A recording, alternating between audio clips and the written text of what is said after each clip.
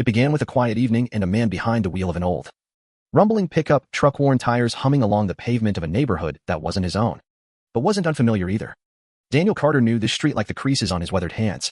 His mother lived 2 blocks down, in the same 2-story home with the chipped green shutters and the lemon tree out front. But tonight, something felt off. The rearview mirror flashed red and blue. He sighed, placed his hands at 10 and 2 on the steering wheel, and waited. Officer Brent Mason, white, mid-50s, approached the driver's side window with a posture carved from years of unchallenged authority. His partner, Officer Kyle Jennings, younger and clearly still adjusting to the badge, stood a few paces behind. Brent's eyes ran over the pickup truck like it offended him. Chipped paint, rusted bed, a faded veteran sticker on the bumper. "What are you doing here?" Brent asked, skipping any greeting. Daniel answered with a calm that made Brent frown. "I'm heading to my mother's house. She lives nearby." "Your mother lives here?" Brent repeated like he didn't believe it. "Yes." Kyle shifted uncomfortably behind his partner, his hand resting near his taser. "I'll need to see your license and registration," Brent said.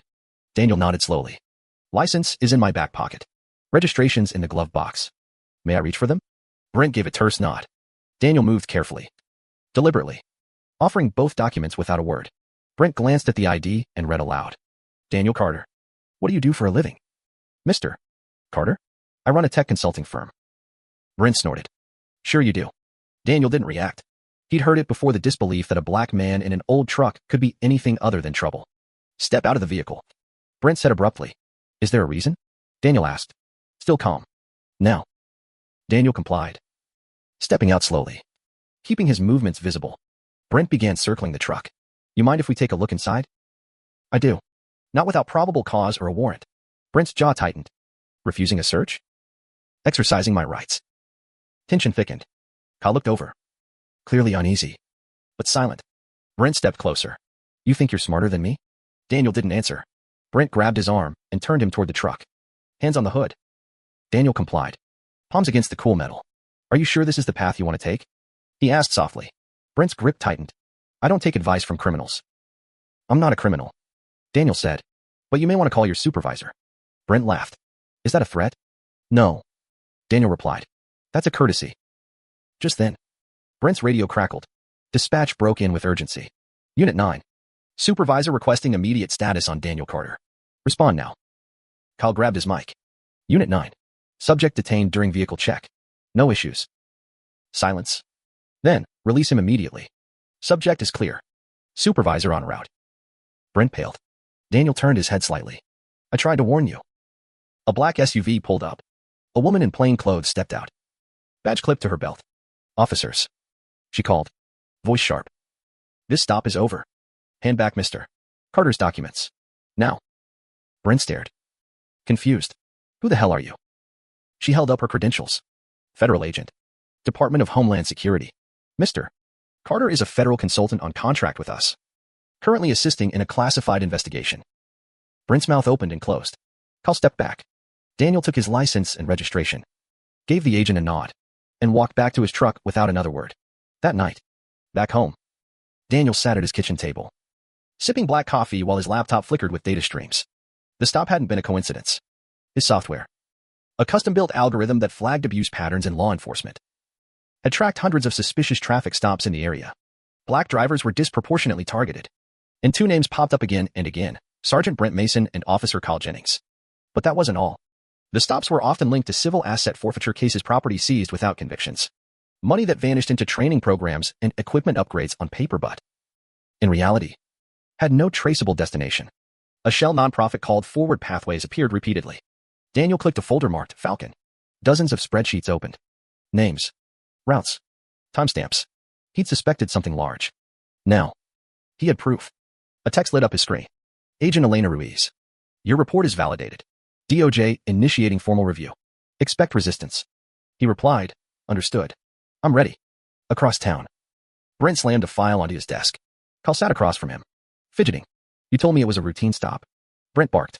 "It was. He just knew his rights." "That's the problem," Brent shouted. "You thought he was a nobody." Kyle looked down. Brent paced. "We make him the issue. Discredit him." Daniel returned to his office the next morning. No sign. No logo. Just Suite 204. Inside, his team waited. Talia, cyber analyst. Marcus, data scientist. Rena, legal researcher.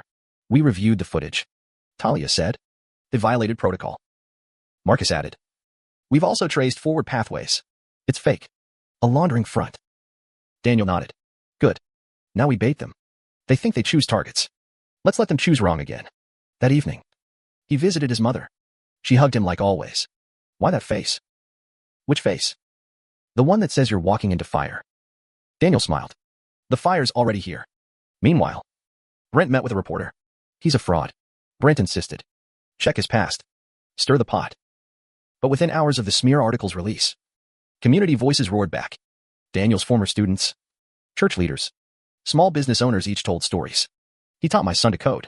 He installed cameras at our shop for free. He fought for veterans. Brent watched the backlash spiral and panicked. He has too many people behind him. Kyle said quietly. So we push harder. Brent snapped. Everyone slips. We just need to catch it. At his office, Daniel's team intercepted a new signal, a planned surveillance operation unofficial. Talia frowned. They're watching you now. Let them. Daniel said. That night, Daniel drove through the trap route. Just as predicted. Patrol cars lit up behind him. He pulled over calmly. Dashcam streamed live. Behind him, 2 community witnesses recorded discreetly. Brent stepped out of the vehicle. What's the charge?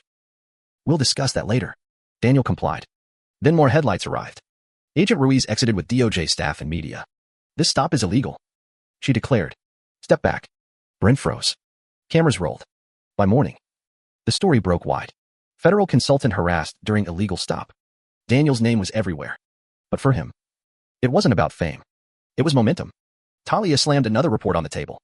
Brent's records show asset seizures tied to ghost accounts. Hanley's name is all over them. Captain Roy Hanley.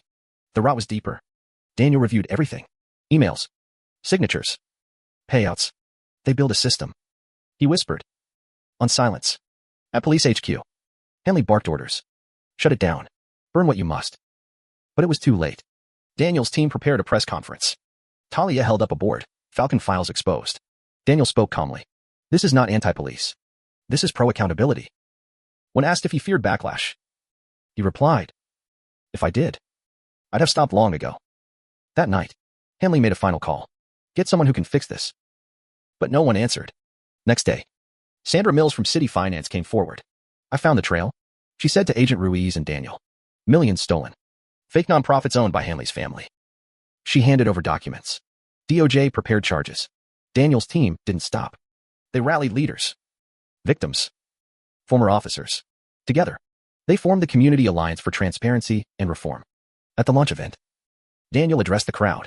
To those hiding behind badges to abuse power, I say this. We see you. Applause thundered. But in the back, 2 men slipped out quietly, former officers.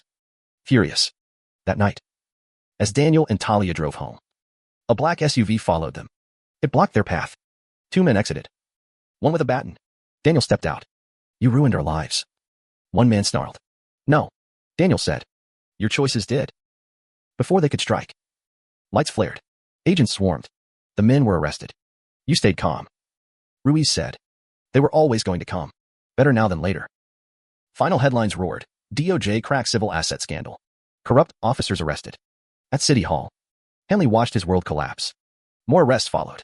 Daniel stood on the courthouse steps. This began with a traffic stop. It ends with reform. Inside, Sandra was named Director of Transparency. Lieutenant Rachel Pierce joined the oversight board. Victims helped build new policy.